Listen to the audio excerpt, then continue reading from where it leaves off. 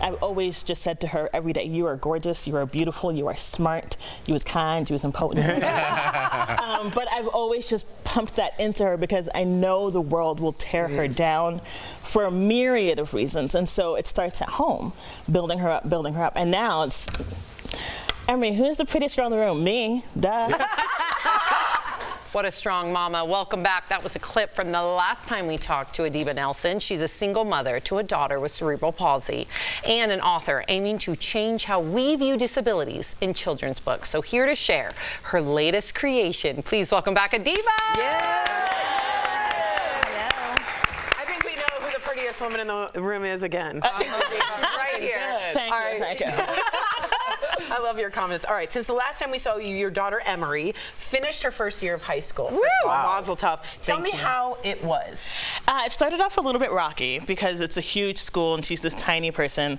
But now the school year has ended and she basically runs the place. She is her mama's cop. And listen, Emery has been the star of all your books, right?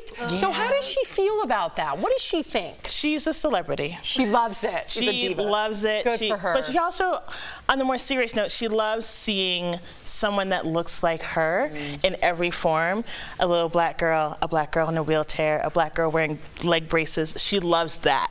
So every time she sees that, she points and she's like, that's like me. I'm like, yes, babe, that's like you. That's amazing. Let's talk about your latest project, Oshún and Me. It celebrates your Afro-Latin culture and celebrates the love and beauty in all things. So how did you decide specifically on that story? So I'm going to correct you a little bit. It's Oshún. Oshún and Me. She's named after an Afro-Latin Yoruba goddess.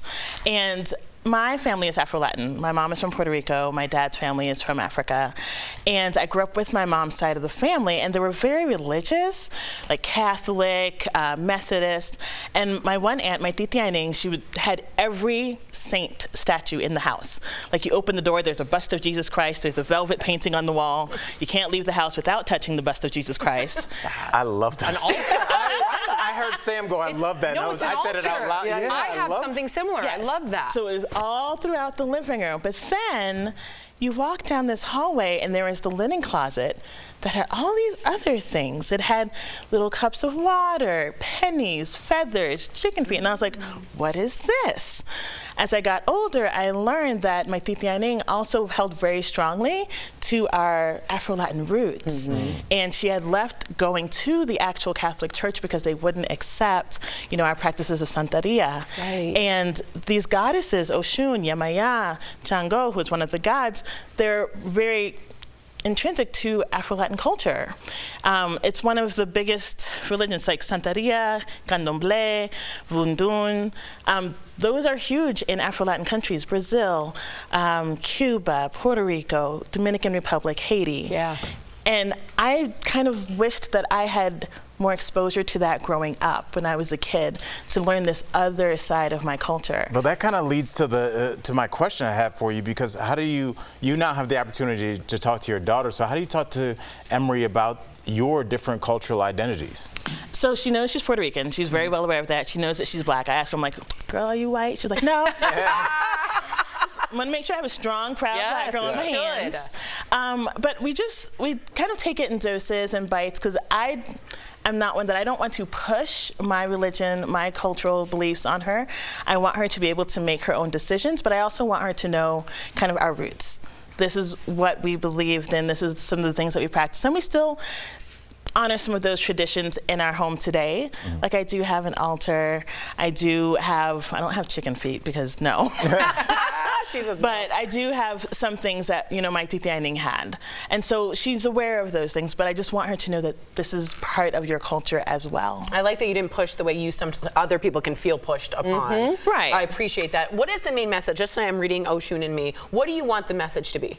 So for me, the message in Oshún and Me is, you carry that strength and that beauty and that power with you everywhere you go, regardless of how you come into the world. One of my favorite parts about the book is that Oshún, like you see here, she's disabled, but that's not the main part of the story at all. but she's nervous about her hair. Her mom puts this shell in her hair every day, and she's like, why do I have, like, what is going on here? And so I want kids to be able to read this and see themselves, but be able to relate to being scared, but still being able to do it anyway. You have that power. You carry it with you, regardless of how you present in this world. I love that the disability isn't the main thing. Right. Too. That's and the what I love. illustrations. Stunning. That's what I was Ayana did her thing with these illustrations. They're beautiful. Yeah. The book itself, when I got the spreads, it just felt like a warm hug. It felt the like a colors, Very everything glowing, about warm. it. Beautiful. Adiba, congratulations. Thank you so much. Thank you so much for Thank coming you, back thank you. to share with us. In fact, DBL Nation, you can pre-order your copy of Oshún and Me wherever you get your books. Cool. Make sure you grab it. I can't wait to buy one for my daughter, so thank you. Thank you so much. Appreciate you. Thank you. Thanks, y'all.